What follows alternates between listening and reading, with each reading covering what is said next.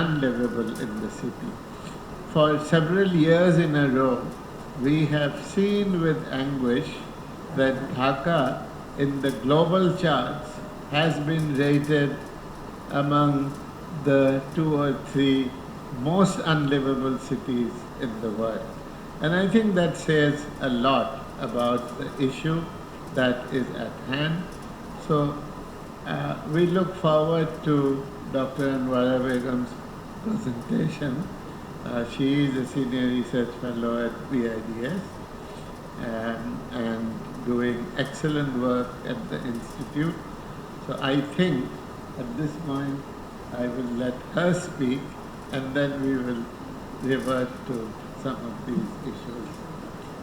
We have 2 very distinguished panelists here who are going to then take up discussion following Anwara Begum's presentation. Thank you. Thank you. Assalamu alaikum. Distinguished chair, panelists, learned audience, and very respected seniors who are in the audience. Thank you for making time to come today despite this inclemental weather. First and foremost, I invite you to this presentation on sustainable cities and what we can do to address the issues and strategies.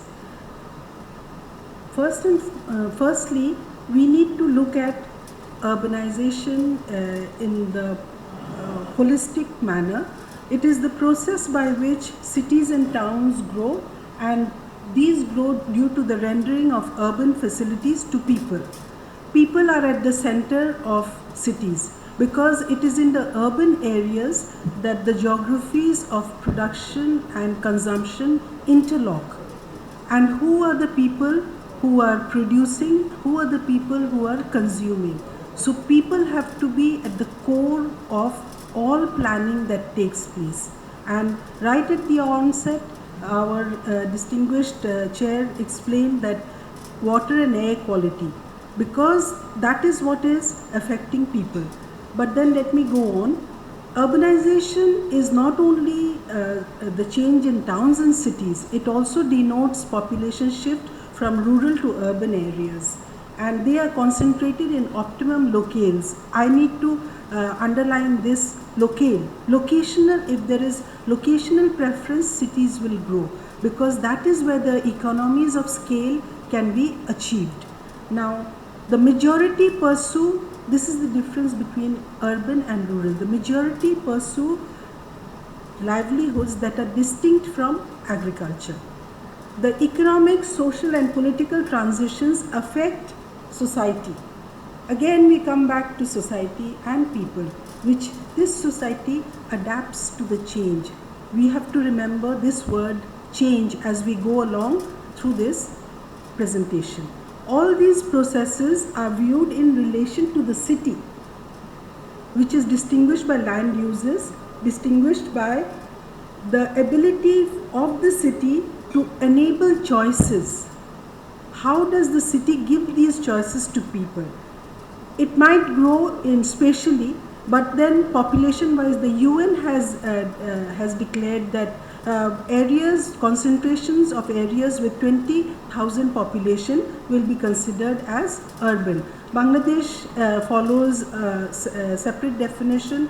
The USA follows another definition. That means the threshold of the population is different from the way countries perceive that they ought to adopt. But most important, this is the last and final point that I would like to place before you. Considering the fact that we are talking about people, this urbanization should weave into their livelihoods, their learning and their lifestyles, the culture of urbanism. That is what we don't see in the city of Dhaka. Much of the population do not know how to move during traffic. They do not know how to conduct themselves while they are throwing garbage, etc. So I'll come back to that in a while. Now this map shows us the extreme concentration of areas in and around Dhaka city and Chittagong city. And we see that there is a continuous corridor, which this is 2010, in 2017, many more urban areas have come up, something to the tune of 522 urban areas, and there are nearly 200, more than 200 secondary towns. So this has actually become much more populated. This map has become much more populated in recent years.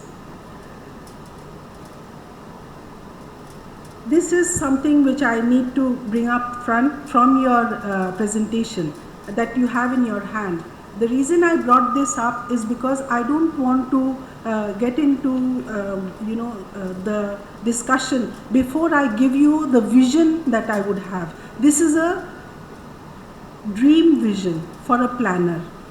A planner will look at this and say that this is what we need. Three very important things that this vision shows us.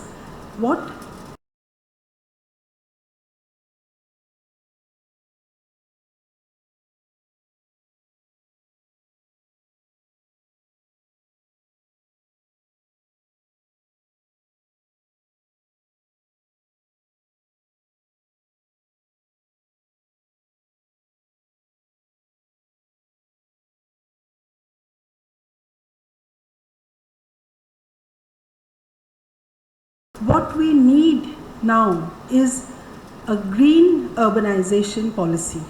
A green urbanization policy supported by a multimodal transport system. This multimodal transport system has to have everything in it, meaning it has to have the surface as well as the waterways, as well as the circular railway, etc.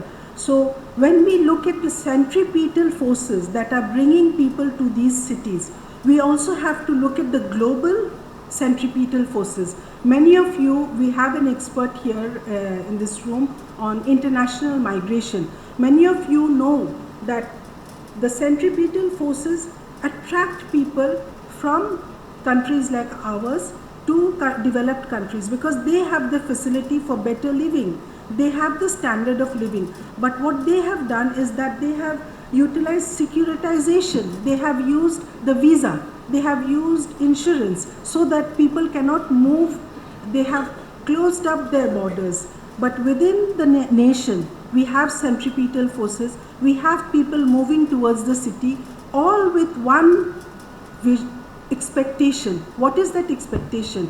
To have a better life, to be able to lead productive lives. So these centripetal forces should rationally lead to quality lives. And we will discuss whether it is leading to quality lives or not. Then we have the centrifugal forces. From the center of this pivot, we have forces that move out, which include the hinterland. That is what we are talking about, the inclusion of the hinterland.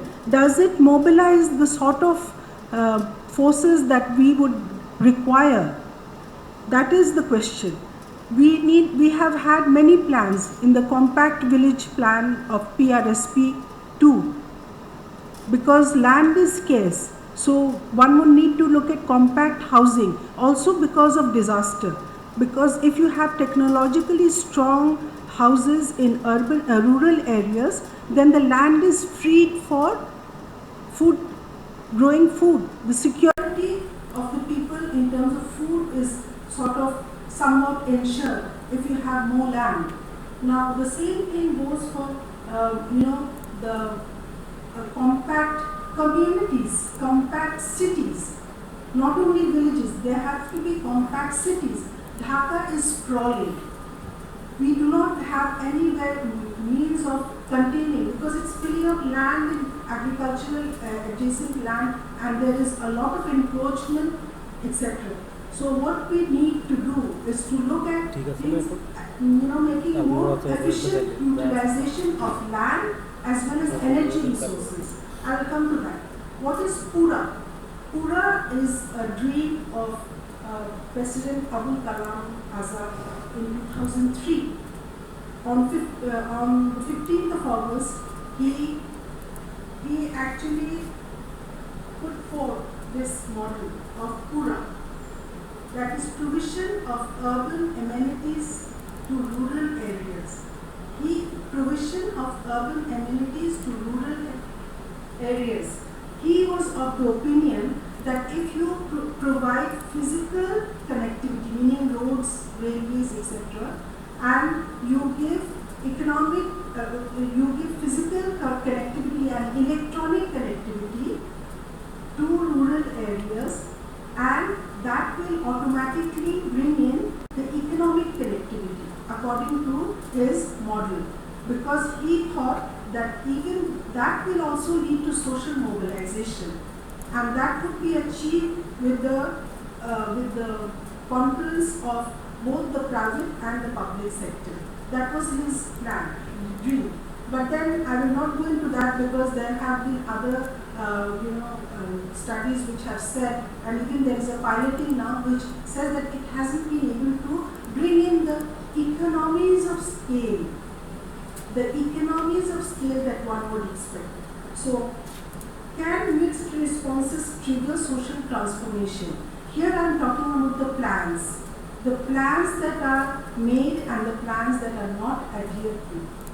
We have the chairman here of the National Urban Sector Policy, which began in 2006, but he will talk more about the National Urban Sector Policy. Moreover, there is a latest development on the National Urban and Regional Management, and that is due to become an act. Again, he will speak more about that. So my question is, can mixed responses trigger social transformation? You have the commitment, the political commitment to do a metro rail underneath the ground.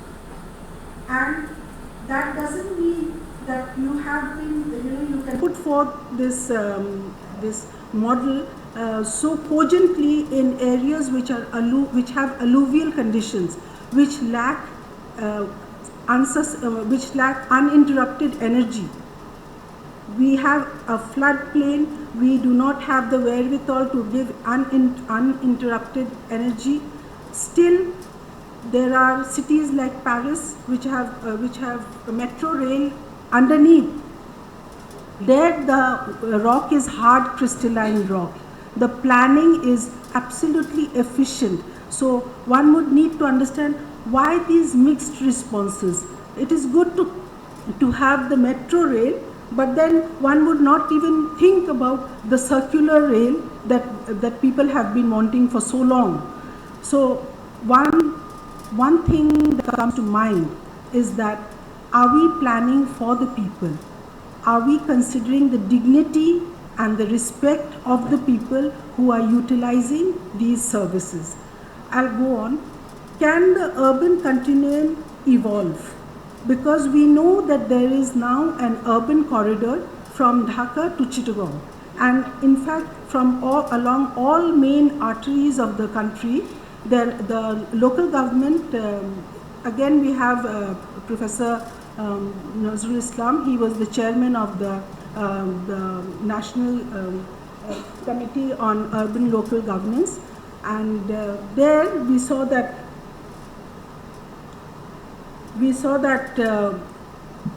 this local governance has not been able to be implemented, in the sense that the amount of decentralization that would go into this has not taken place, because the commitment, the political commitment behind each of these endeavors is not to the extent that one would expect.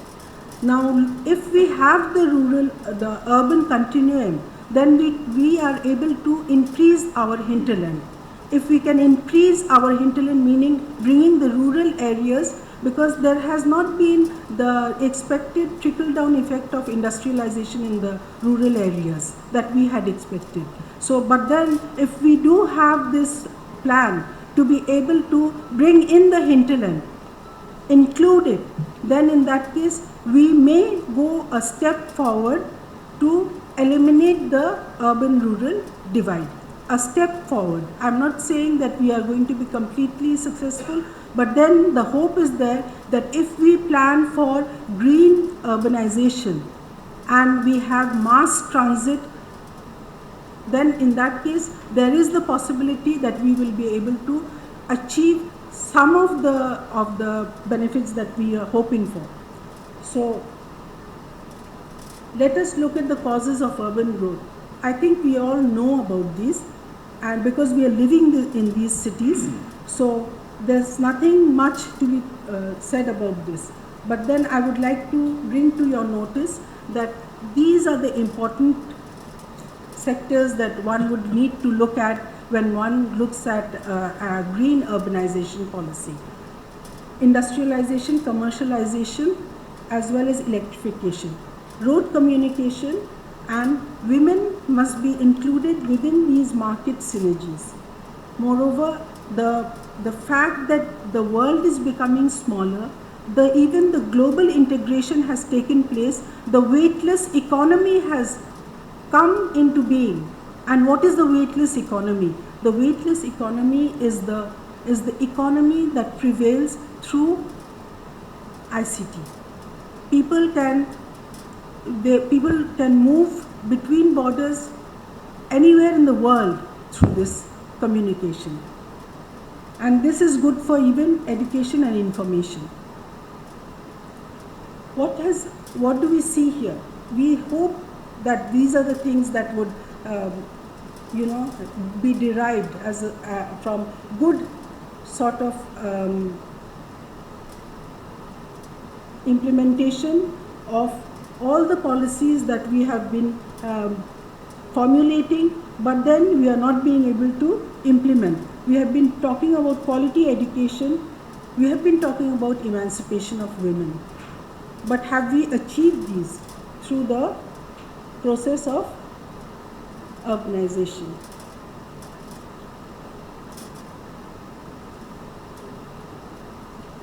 These are points that we need to look at just to remind us that there is a greater flow, because urbanization by itself does not give us all the positive aspects that we would expect. The last point, that is global warming, is something which we need to consider before we move headlong into only structures, spatially built structures. One thing is important, that is, when we have cities, we must have compact cities. Cities cannot sprawl, in the sense that this economies of scale will creep in. We'll see that by 2025, the population will be nearly 40. Half of the population will be in urban areas.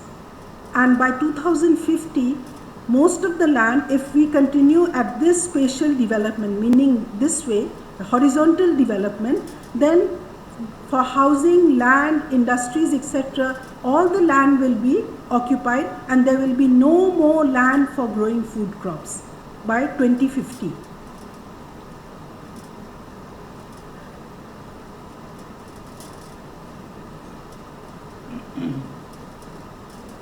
Urbanization in Bangladesh is unplanned, meaning that in reality we are not being able to predict the number of people, the population that would be moving into urban areas. For the last decade, there has been a growth of urban population to Dhaka city by about 5.6 or 5.4%.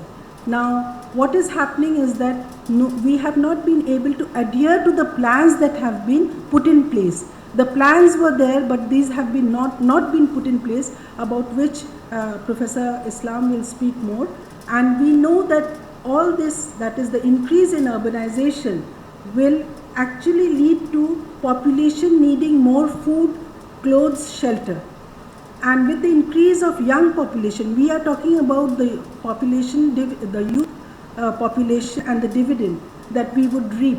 But until and unless we are able to harness the productive capacity of the youth population, we will not be able to reap the benefits of this dividend. We must be able to put them into productive occupations with matching skills, matching education. Then only we will be able to reap the benefits of the population dividend. Now we see that the transport system, we do not have any well-planned mass transit system within the city or even outside the city. So what is happening is that the needs of people continue to remain unfulfilled. The right to the city is completely the prerogative of the people who live in the city. The World Charter of 2011 says that, because systematically the poor, you do not have any commitment for low income housing of the poor. You have commitment for underground metro railway. You do not have any commitment for increasing Adarsh Gram or Asrayon in the rural areas. A minuscule number of people will get homes in the rural areas on khas land. Why is there no commitment towards these factors? Because what is happening is that people who move to urban areas are those people who have been bereft of all their property, either due to disasters or due to lack of the earning member. So what is happening is that in the urban areas or even in the rural areas, the means of livelihood throughout the year has to be ensured. With urbanization, industries and factories are also increasing, and this is followed by air, water, soil and sound pollution. Soil pollution in the rural areas is also occurring due to use of pesticides. We see water bodies have been contaminated. Animals, ducks, fishes have all died. So that is getting into the system, the soil, the food chain.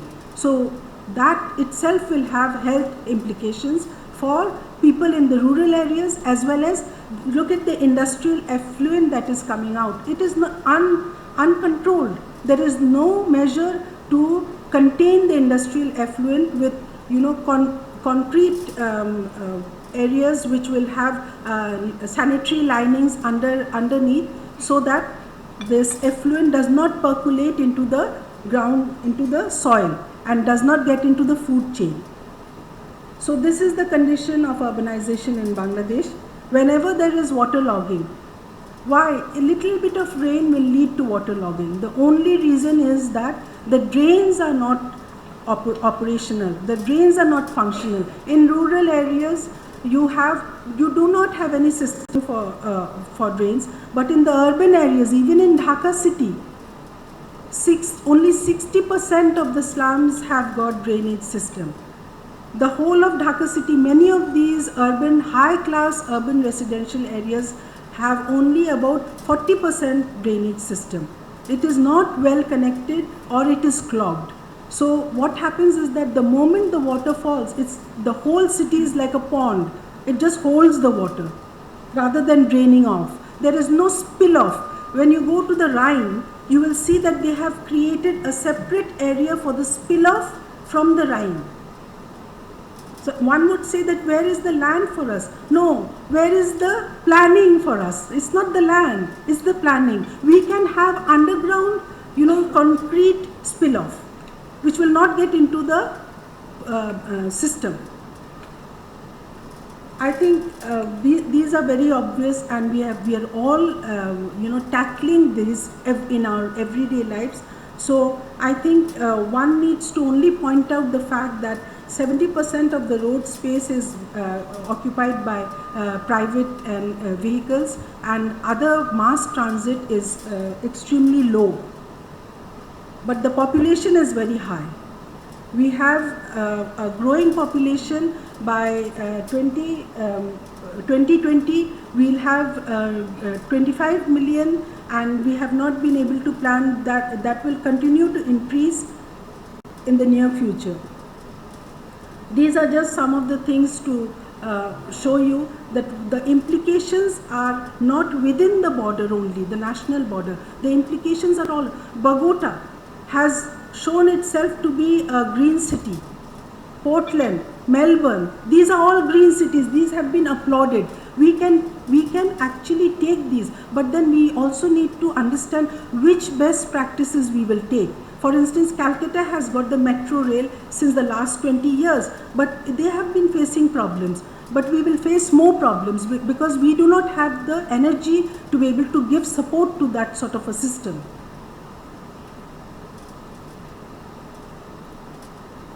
Our trees are declining because of increasing growth of urban areas.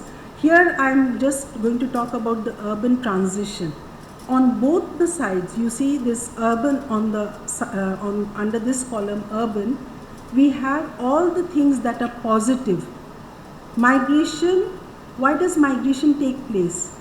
Migration is a commitment to a way of life in another region, arising from expectations, from a cognition of the existence of benefits in the area of destination.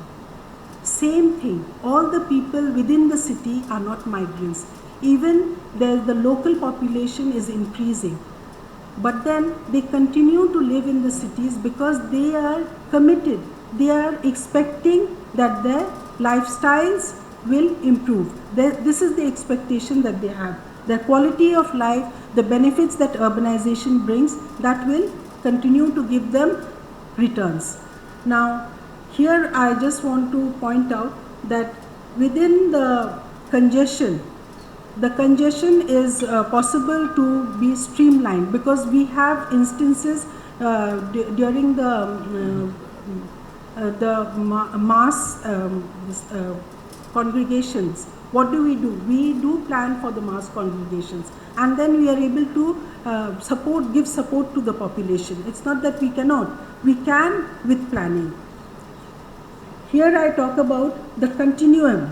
From the continuum, there are people coming to the cities. From the continuum, that is the rural hinterland, there are people going to urban destinations.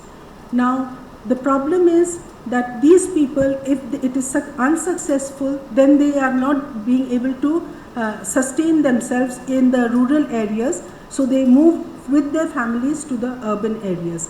The loss of livelihoods is a very important factor. The loss of water bodies is a more pervasive and increasingly concerning factor, only because water bodies are sustaining life. Land scarcity is true for rural and urban areas, and we see that people are also moving due to rivalry, political conflict, because of which people have to leave their land. And we can look at the growth corridors, whether it is possible to have more secondary towns than the present ones that we have. The present ones that we have also suffer from congestion. And these are also not being able to give the sort of facility, meaning large roadways. The secondary towns lack large roadways or streamlined form of transportation. So one would need to look at the multimodal transportation within cities, and in secondary towns one would need to have plans so that the secondary towns can also grow up without the sort of congestion that we suffer here. So what is the approach? The approach would be co-management of rural and urban environment to ensure good participatory governance in managing environmental issues, ensure voice and agency for women, and right to the city, because this is increasingly becoming important for the poor people. Control of water pollution and soil contamination, control of industrial pollution, control of air pollution in major metropolitan cities, radioactive pollution, noise pollution, We must improve and innovate solid waste management, regulate and manage river erosion and hill cutting. In Chittagong, there have been many instances of landslides where people have died. But even in the remote rural areas of Chittagong, there have been hill cutting and loss of land and green cover. Improve the living environment in the slums and create awareness at the grassroots level. This is the most important of all, and I think we need to look at how to create awareness and the culture of urbanism within the grassroots people. The policy space for urban strategy. We are talking about infrastructure, but we also need to look at the finance, whether the infrastructure gives the returns that it has been, the infrastructure gives the returns, meaning that you have spent a lot of money, but whether it has given the right sort of benefits that you expected. Urban governance is another important factor, and this requires the collective consciousness, urban governance, the collective consciousness of people, especially at the grassroots level, the voice and agency of poor men and women. Urban poverty and nutrition, which is a very important factor, because nutrition is something which is going to impinge upon health. The air quality is going to impinge upon health. The services and standards. This is by far the most important, but then there is also the need to innovate. Are we going to have agriculture only in agricultural land? No. From generations, new towns have grown up, and there is market gardening in many cities. When Bournville was built, Bournville in the UK, after the Industrial Revolution, Cadbury, he was a philanthropist. He decided to provide the people who are residing in this city, new town of Bournville, all the amenities that would be possible to make their quality of life better. So there is a need to think along lines where people will have more enabling choices. Coordination among agencies. I think Professor Islam is the best person to talk about this. And now I would like to talk to you about the policy coalitions and change makers. We need to be the change we want to see in the world.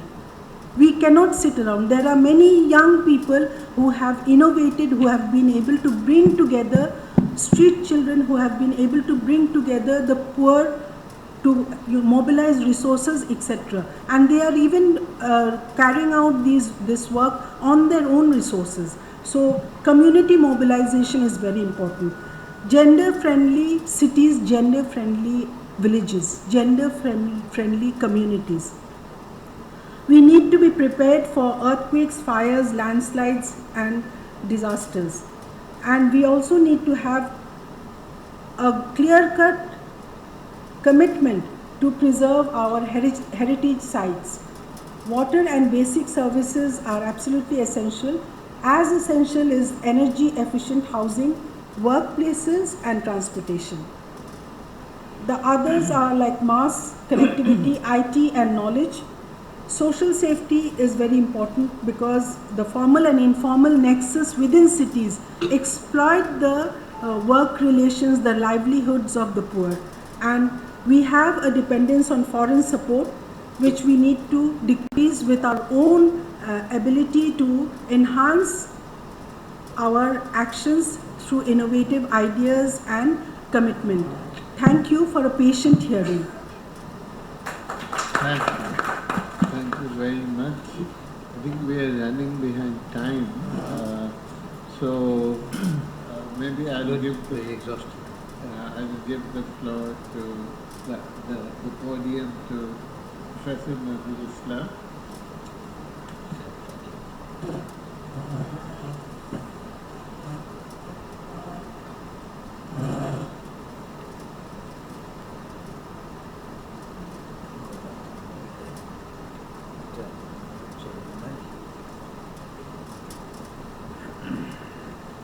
we have to, I think, if I'm reading this right, we have to end at 11, and then there is another event in this hall.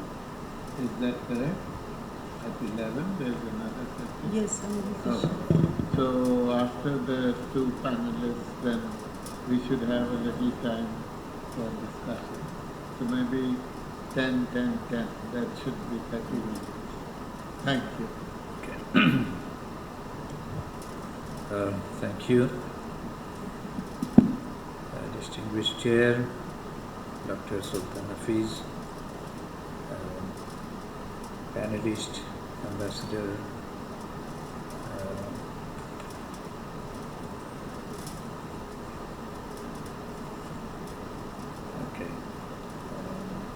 Nasim, Firdaus, and Speaker Dr. Anwara Begum, distinguished participants. I think we have been presented with a very detailed, quite exhaustive presentation on sustainable cities in Bangladesh, issues and strategies by Dr. Anwara Begum of BIDS, and this is a BIDS symposium on Bangladesh Journey Accelerating Transformation. This session has been on urbanization. You all know that BIDS has a very good tradition of research on urban issues, especially since after liberation of the country.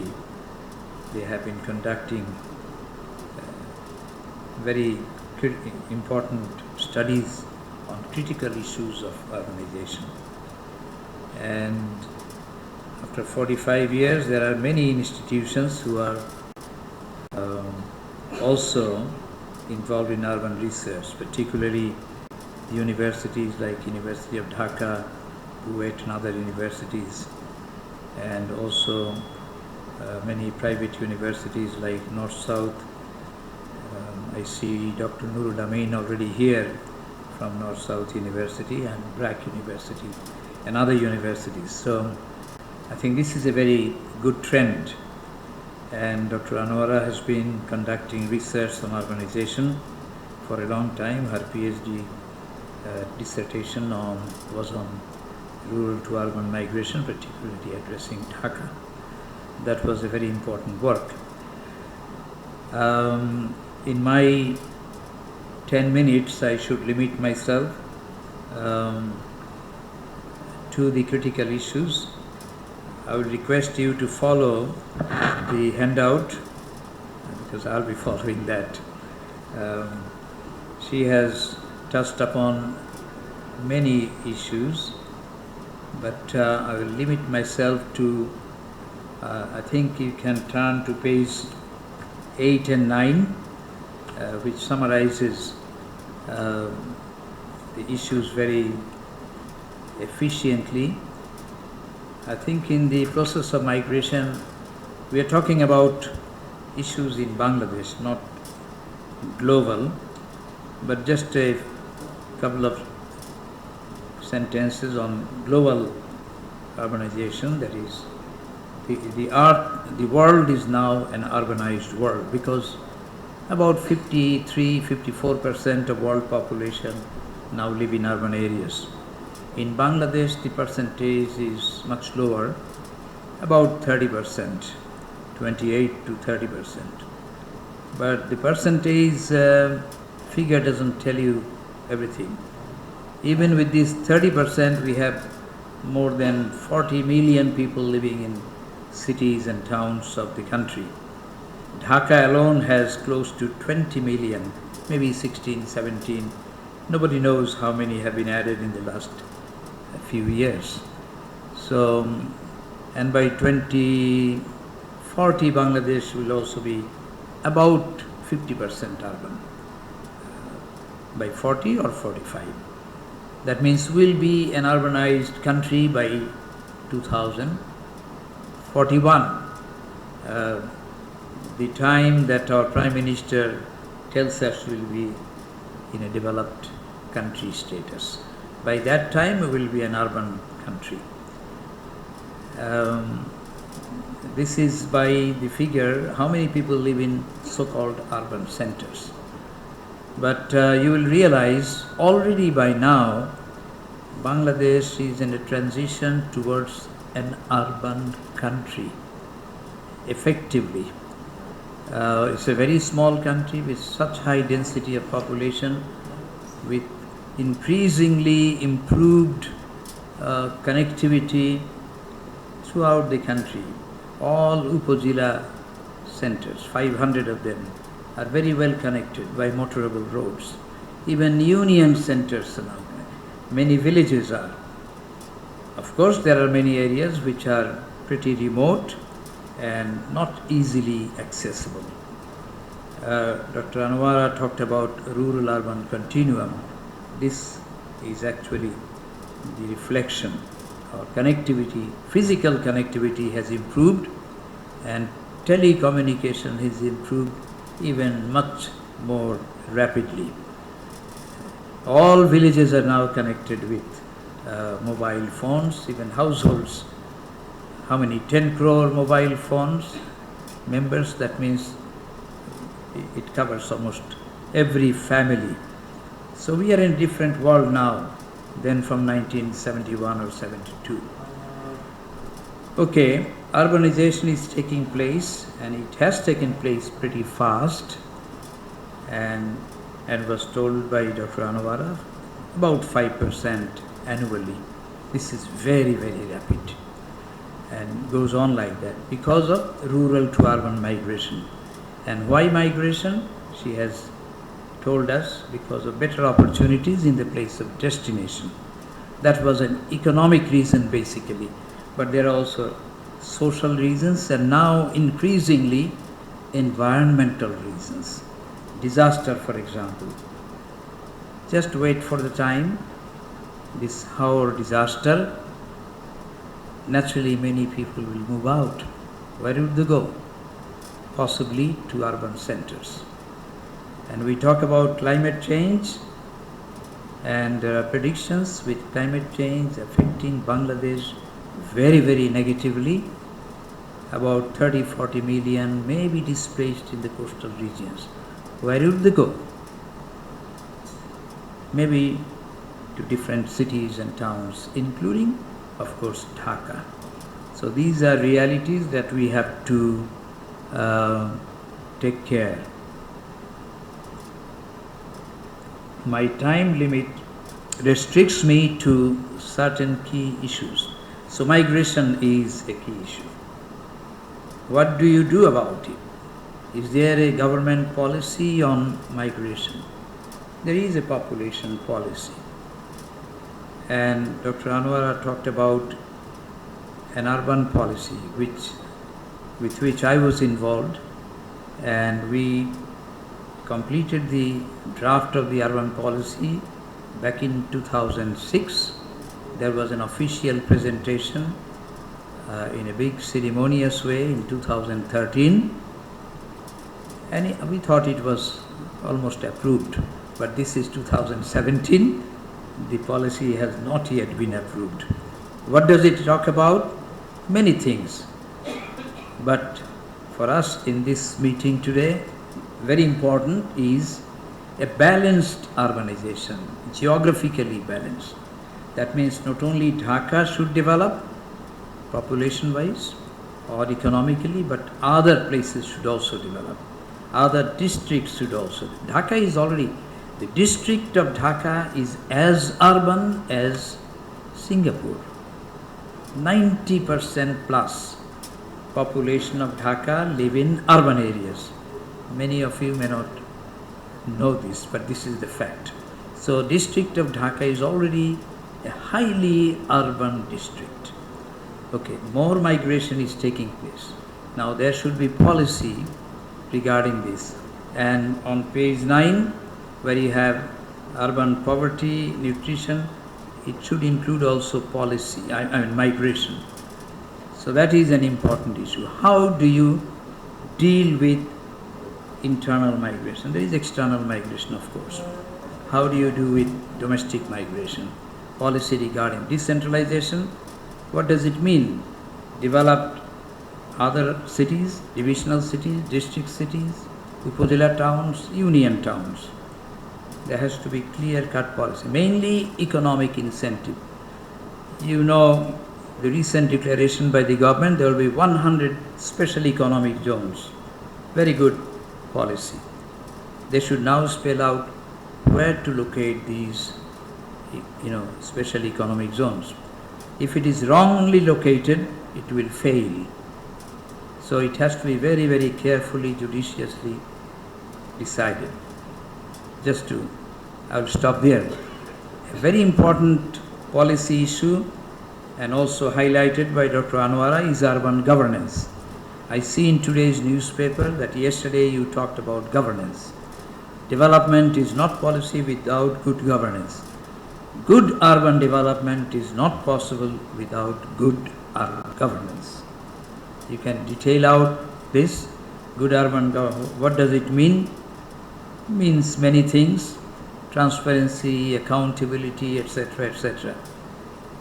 Participation of people, democratic process, so on and so forth.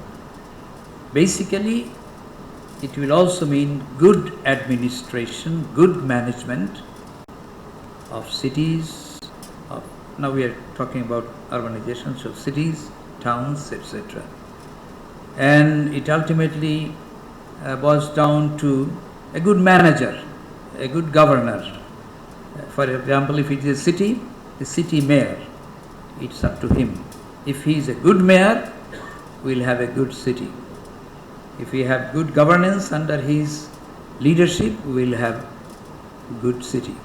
But this also depends not only on the mayor, but also on the higher levels of administration, like the ministry or the cabinet. So governance is extremely important to have what Dr. Anwara says, hopes to give us green city. Green city is environment friendly city. So that will also depend on good governance, among many other things. Okay. To be more specific in one or two issues, for example, this rain this morning. I came from Dhanmandi. I planned for 1.5 hours, and my experience in Dhanmandi, I live on road number 27, so I asked my driver to go across the road and wait for me there. Then I will walk across the road. I can cross the road. I'm 79-year-old, okay? I still dare to cross the road. My wife could not do it. She has knee pain, cannot walk. So you have to be able-bodied, strong person to survive in this city, in odds. So I saved about 15 minutes. 8 o'clock in Dhanmandi 27 is awful. So I saved 15 minutes and walked. Then when I thought road number 11 is also busy road. Oh my goodness, nobody there. It's free. It took me 1 minute from the highway to come here, a couple of minutes. So you should know which road is busy at what time of the day. Not many people can know. BIDS gave me the address, Lakeshore Hotel, as if I come here every day. They did not give me the address. I had to look up A to Z, the map. I'm a geographer, so I can do it, and exactly locate where. If you come through Kamal Ataturk, it would have taken me 15-20 minutes more. This road was free.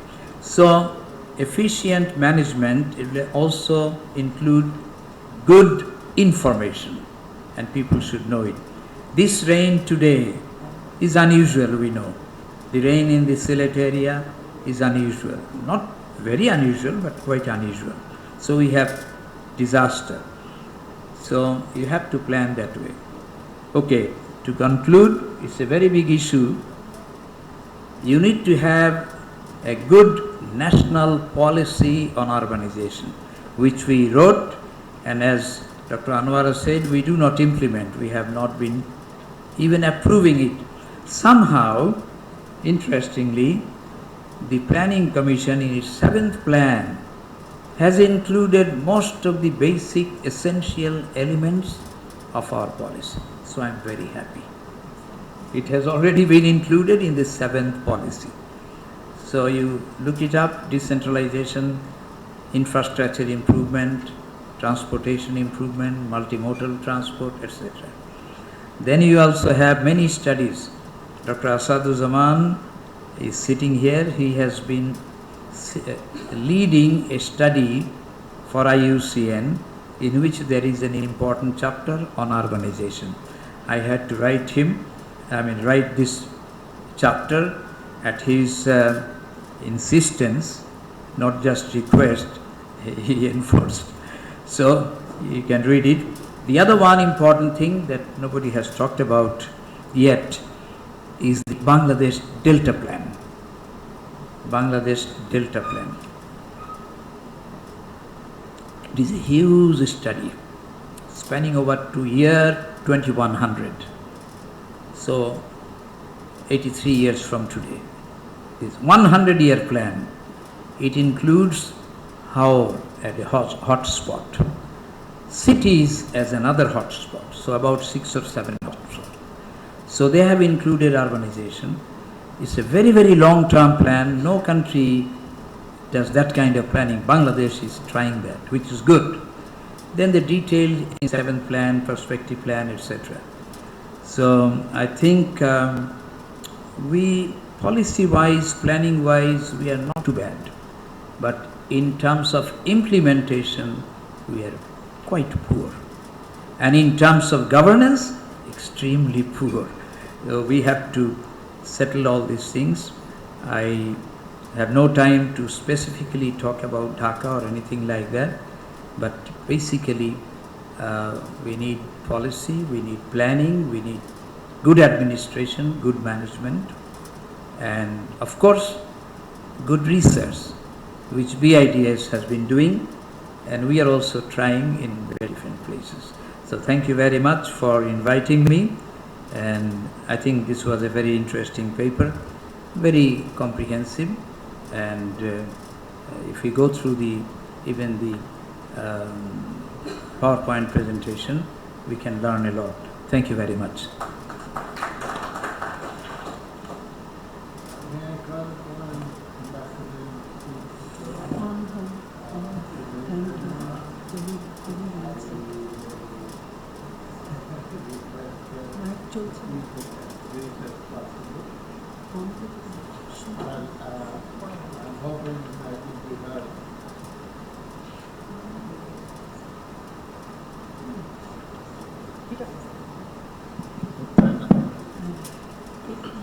Ambassador Nasim Firdaus is at the podium to make her remarks, and I was just saying that we are really short of time now, so please go ahead, and then we must have a little bit of at least 10 minutes of discussion before I can conclude.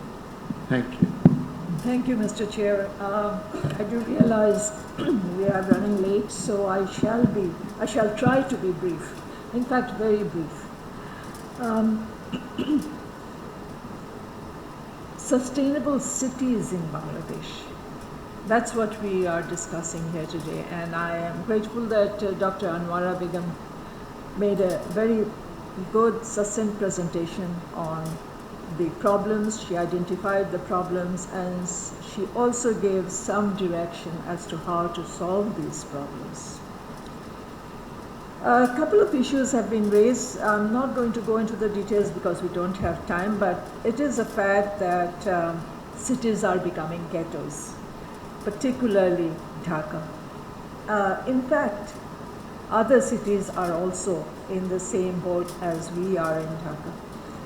Chittagong, for example, Khulna, other major cities are also in the same problem. As the chairman alluded to, the Dhaka that we lived in, we grew up in, was a beautiful city. And the current situation has arisen from migration, internal migration, from rural areas to urban areas. One of the issues of migration, I'm going to talk a little bit about migration because I think it's very important. One of the important issues of migration is that we do not recognize that people inherently don't want to move from their comfort zones, which means they actually don't want to move from their homes. They want to live with their families. They want to live with in areas where they are familiar with, provided those areas have the opportunities that are available to the urban residents. So that is where the key issue of migration comes in. The Dhaka that we lived in the 60s and 70s did not see migration of women at all. They lived at home while their men traveled. But now that women are moving out and women are going to large cities, what is their fate in cities like Dhaka? That's important to understand while planning for urbanization, while planning for sustainable cities. A lot of issues have been discussed by Dr. Anwara in general terms, like transportation. Transportation for women in Dhaka city is, of course, horrendous, no question about it. But transportation for women in other cities is as bad as well. I travel a great deal around Bangladesh because I have a sort of a moving academy which trains women across the country. And a key problem of getting women to this training is transportation. How do they travel alone? Safety is a very big question. Security, safety, not only of personal security, but also of losing things, being robbed, being cheated, etc., is a big issue. If we could develop cities or the rural areas, let's not talk about cities per se, but areas where people live, in a way that women could feel comfortable and achieve have the same achievements as men, as their compatriots, they would not move. Which means what we need to do, the question of governance has come.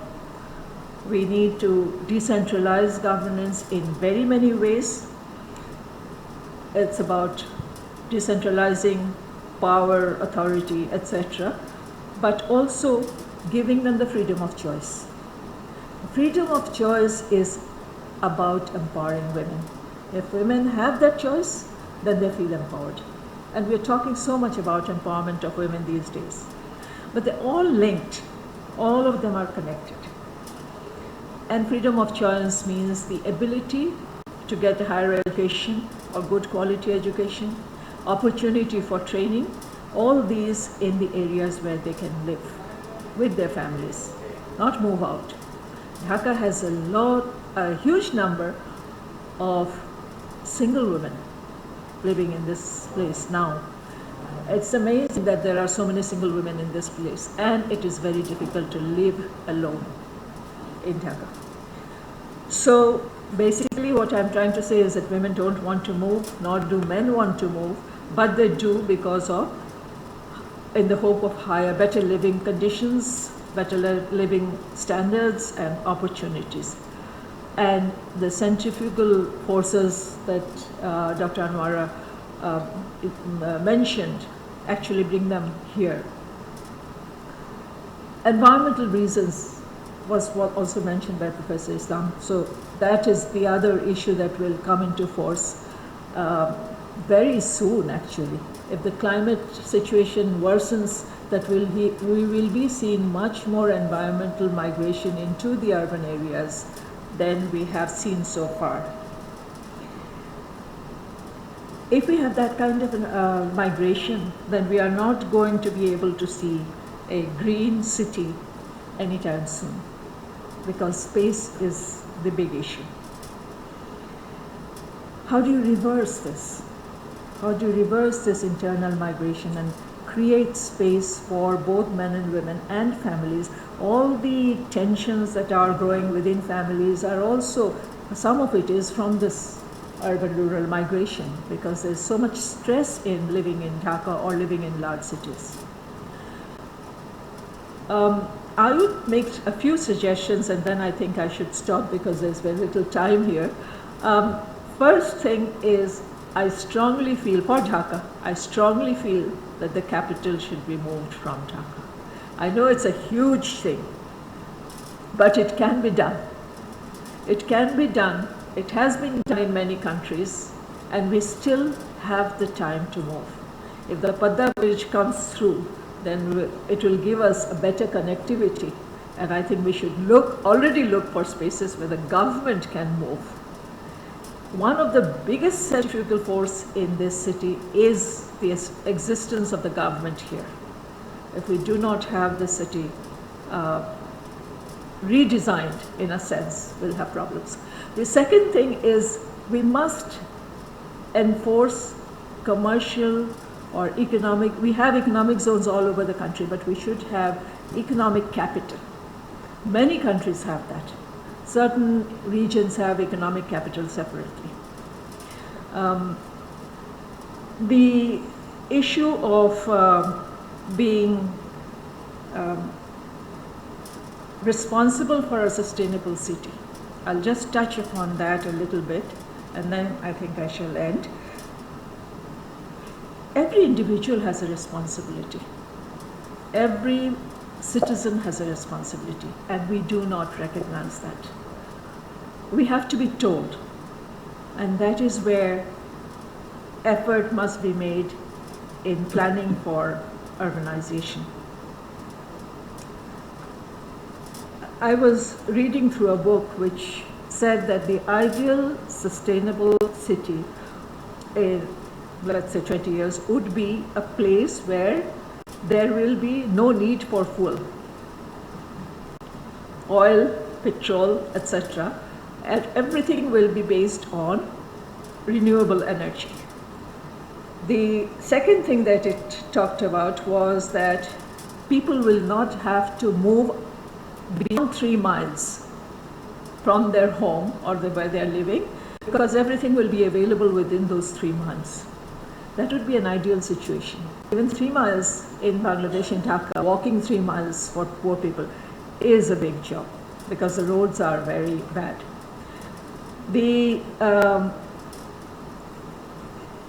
That would include education, availability of good quality education. We should not forget the Zilla schools we had all over Bangladesh, which had the same curriculum, same syllabus. And people, government servants especially, poor government servants like us, moved from one place to the other, and our children moved with us. Why was that possible? Because the schools had the same system across the country, and they could go and get into a new class without much problem. Today, all government servants posted outside of Dhaka leave their families here. They don't go out.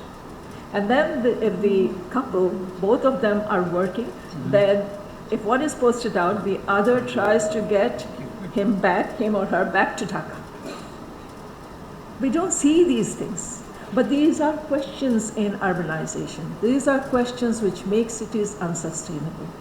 If you take the brain out of smaller cities into Dhaka, how are the smaller cities going to grow? How are we going to benefit them? So these are planning issues that needs to be taken care of. I'm not going to get into the details of education, because there's much to be said about women's education, how women are deprived because of the unavailability of not only resources in poorer families, but unavailability of those issues that discuss security, safety, freedom of movement, etc., etc. So I guess I have to close now. I have a lot of other points, but I think this should be sufficient to think about women. Participation of women in planning for urbanization. That is what we must put emphasis on. Thank you. Thank you very much, Ambassador Nasim Firdaus. I think it was brief, but it was also very interesting. I think you made some very important points. I am going to quickly open the floor, and I'm really sorry that we are at 11 already. And as I said, there is a back-to-back session in this room. So I can take only maybe 3 questions or so. Please be brief and please be precise in your questions. Asad-bhai. Dr. Asaduzzaman. Thank you, Hafeez. I would like to make just one point to which you alluded in the beginning, a crime-free city. When I was in the school, women at that time used to go to night shows from 9 to 12, come back in rickshaws without any molestation. I want the cities in Bangladesh to be like that in the future. Thank you. Yes, Dr. Ahmedasa. Thank you. Very briefly, what are the 3 major constraints towards spatially balanced urban development? And clearly, as this map shows, basically we have 2 urban areas and the rest of the country is not urbanized. How can we change this? Okay, just a second. Can I just go back to Dr. Nur Amin and then Roland? Sorry, I came late, but I think I have a wish for Professor Nazrul. I'm very glad. In fact, what I was going to say already is not necessary because if already it has been adopted as a urban policy or strategy about decentralization and infrastructure, these 2 key words, I think we are already pretty ahead for making urbanization sustainable, but it will have to be implemented. In fact, Professor Islam has already contributed in Bangladesh urban studies and research in a huge way. Not just younger generation, even of my generation have benefited from that. But he has a huge opportunity. I know that he has some influence upon the government, and decentralization, in fact, urban decentralization is possible. We have a good urban hierarchy. Many countries, I lived 22 years in Thailand, there is no way almost that decentralization is that much possible because Bangkok is so big primacy, highest in the Asia Pacific region. Their second city is 1/40th of Bangkok. But here we have Chittagong, which can be an easily counter-magnet, and its story does end in Chittagong. We have mentioned about the Bhanju Buzilla, so we have a very good urban hierarchy, and as the ambassador mentioned, that only thing we have to do that the best infrastructure facility, of course we are starving for that in Dhaka itself, but we will have to go down the line to have a decentralized urban system.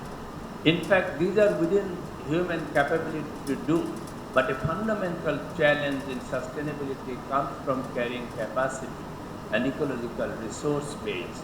In fact, even the 16 million people in Dhaka city, probably we can make it sustainable if there is adequate infrastructure.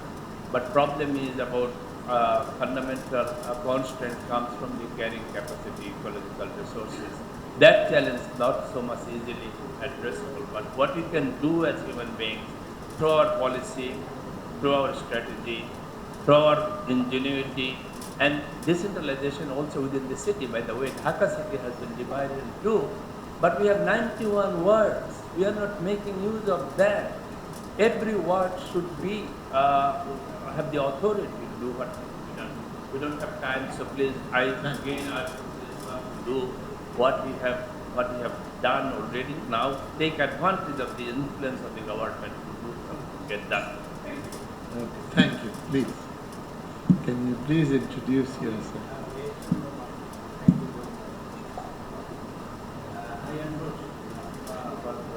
Voice that we should not make the difference of the village, urban or rural. So it's very strongly I endorse it.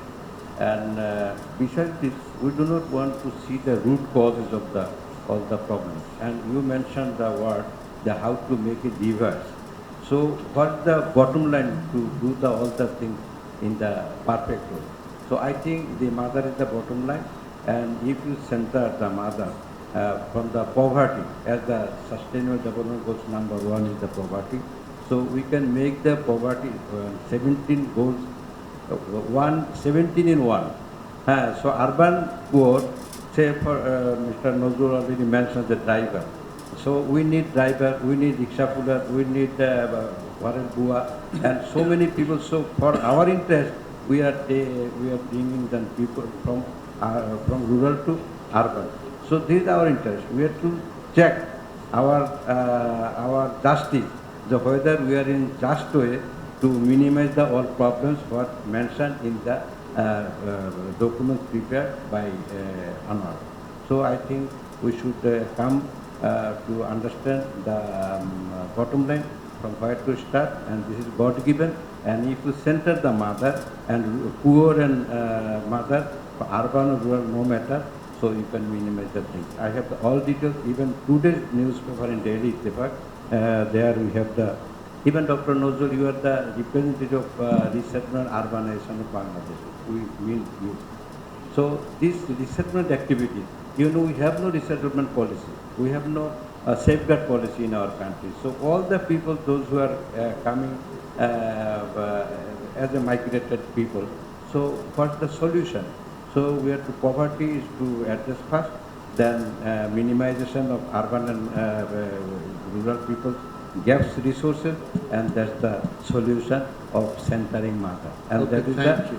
Thank you very much. Thank you very much. I'm sorry I had to interrupt, but can I just please end this discussion now? Because we are really, really pressed for time. If you can say it in half a minute. Sorry.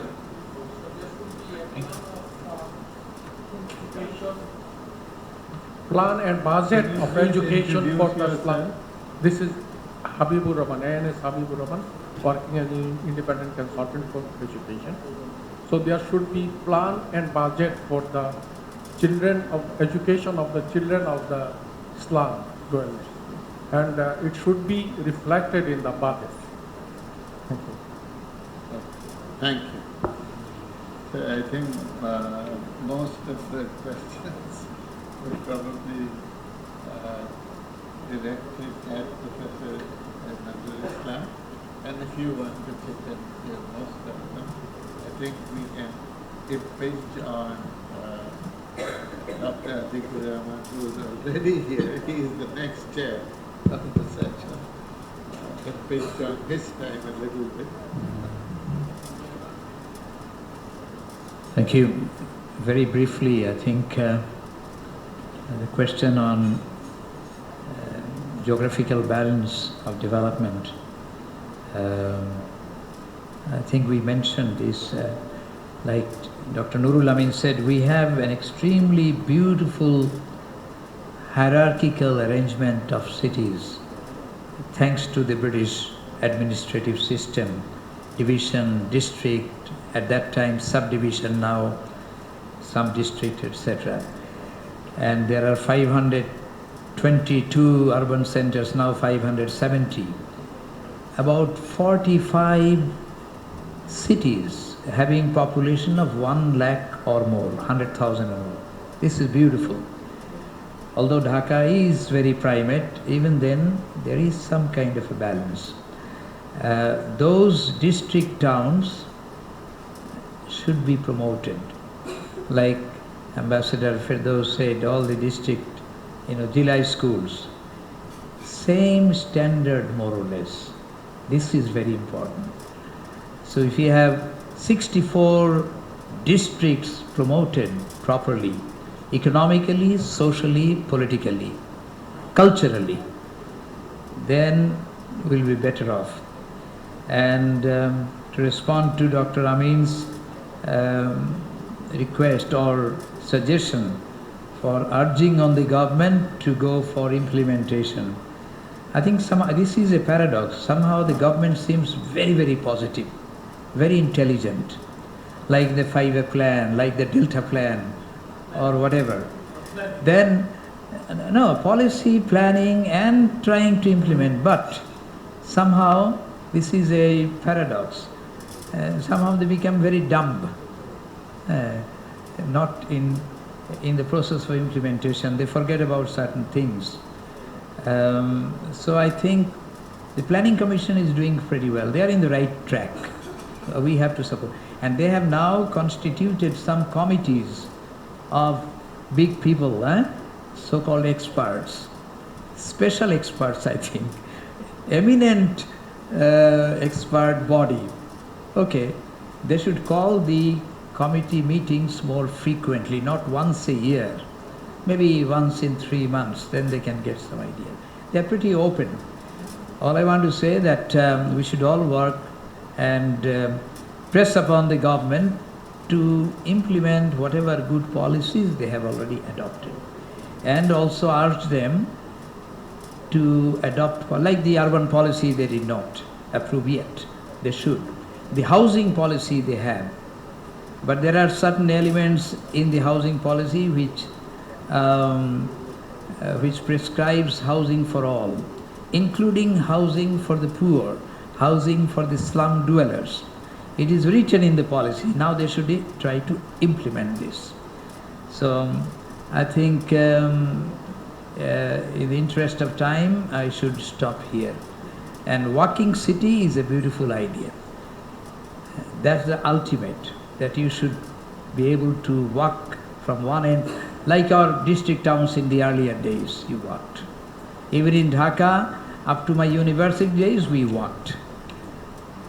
Fortunately, it's a rare example. All my life, 45 years of professional life and schooling, I could always walk to my place of education and place of work. This is ideal, but very exceptional. I like to walk to my place of work. I still do. So it can be done. This is the principle of compact cities, like Dr. Anwara said, compact settlements. Anyway, we cannot go into much more details. Thank you very much. After Firdaus.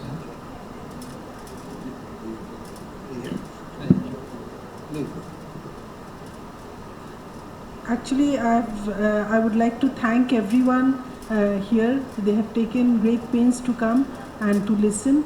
And most important, I would like to say that we need to understand how the urbanization process interfaces with growth, poverty reduction and sustainable development. That is what we take home today. Thank you very much.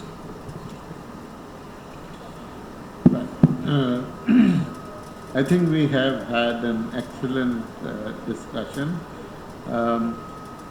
It is a very broad issue, and as I said in the beginning, and Anwara, I think, amply demonstrated in her presentation, it came out in later discussions as to how multidimensional the problem is, and therefore really challenging. And I think any one of us who would be speaking to these issues would have a difficult time trying to get across our views in a short time. I'm not going to try and summarize the discussion. I did think there were some excellent points that came out of the two panelists who made these points. Anwara's presentation was a really broad, sweep, comprehensive presentation. But let me pick on the last point that Anwara mentions, which really is the heart of the issue, the relationship between urbanization, growth and sustainability.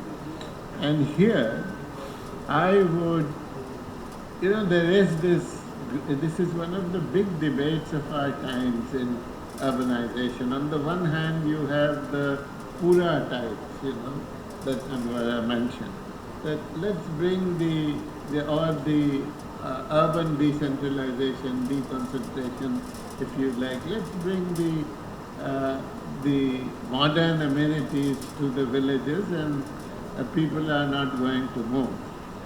They'll be sort of happy living there. They'll have all the amenities and so on. And then you have, the history staring you at the face, and this is the history of modern societies and modern development, which is that development takes place around massive industrialization, which again is geographically concentrated in certain areas which we call cities. Now, the thing is that there is an agglomeration effect, as Ed Glazer, Tony Venables, that school, this is the other school which talks about this particular theory, that you bring together in a concentrated geographic area the factors of production, so to speak. In other words, all the things that go into producing goods and services in an affordable manner. In other words, you have maximum economies of scale that way, and you then take that and use policies, macroeconomic policies, microeconomic policies. I'm sorry, I'm sounding too much like an economist. Not that I want to, but there are enough people who I think understand these kinds of considerations. It's tax policy, it's a question of social safety nets and so on and so forth. And then you use those policies to try and better distribute the pie that is created in these more concentrated areas.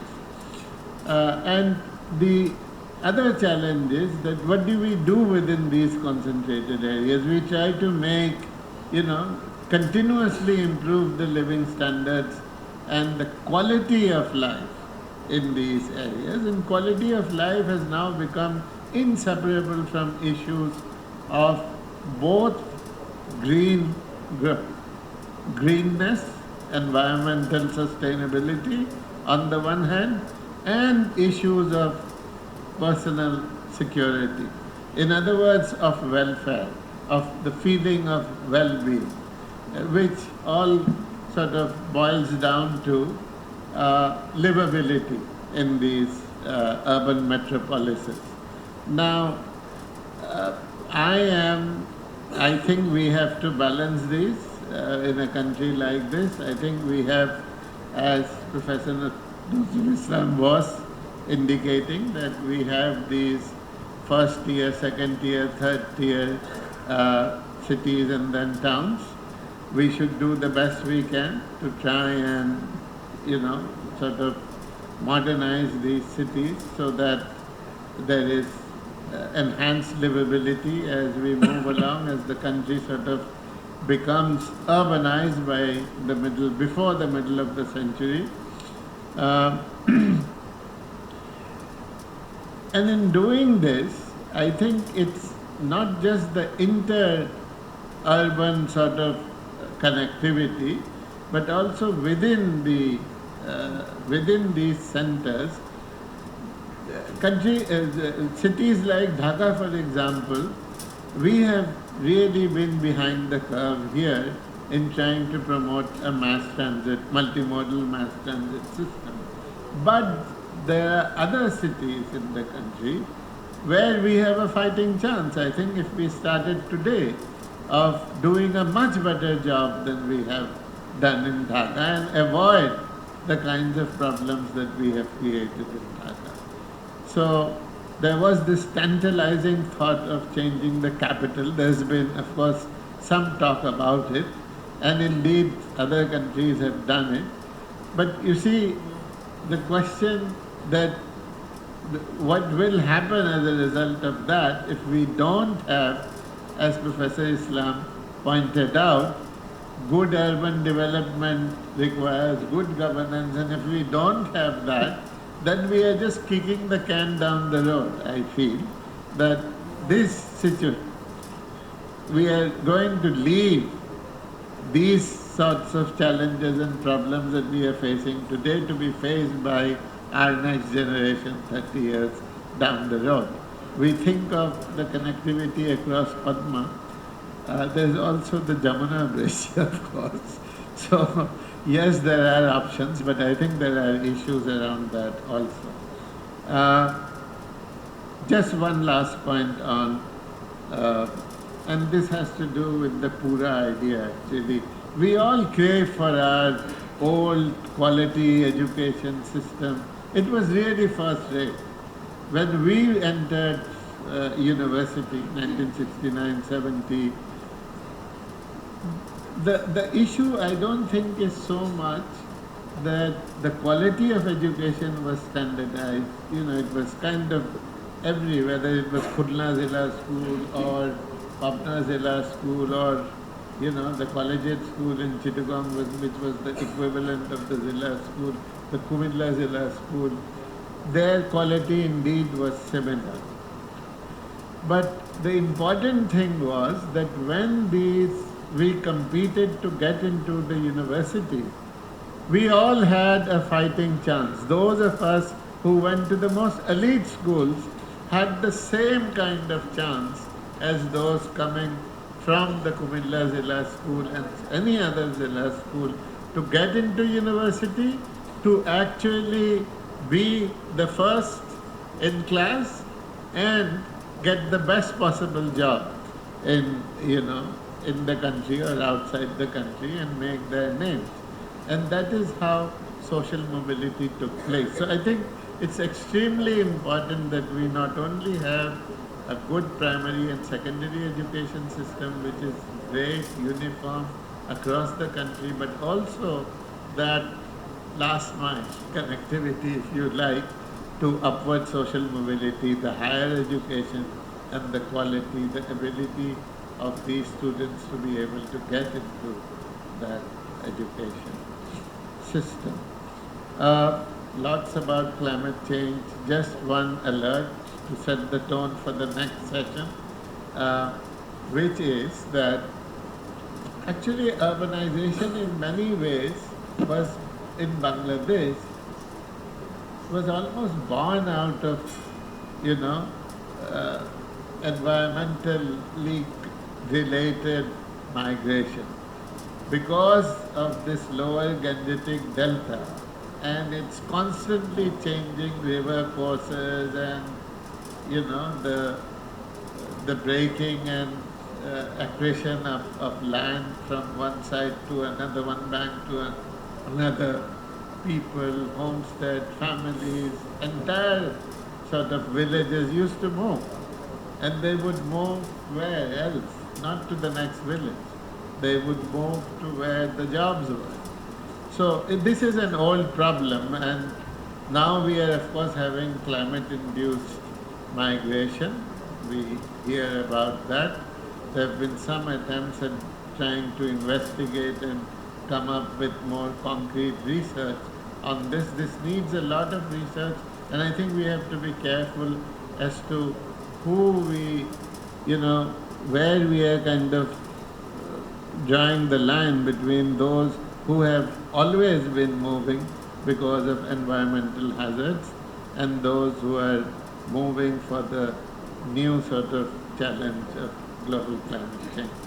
So with those words, I wish to thank everyone once again. Anwara, Professor Islam, is always, you know, a great experience to share a panel like this with him, with Ambassador Nasim Firdaus. You saw she raised issues of women, which I didn't touch upon anymore. I think she did a brilliant job of it. Thank you all for being here. The house is full now. It wasn't quite full in the beginning. Thank you for bearing with us. We are exactly 25 minutes over, but we started about 12 minutes late, so not too bad.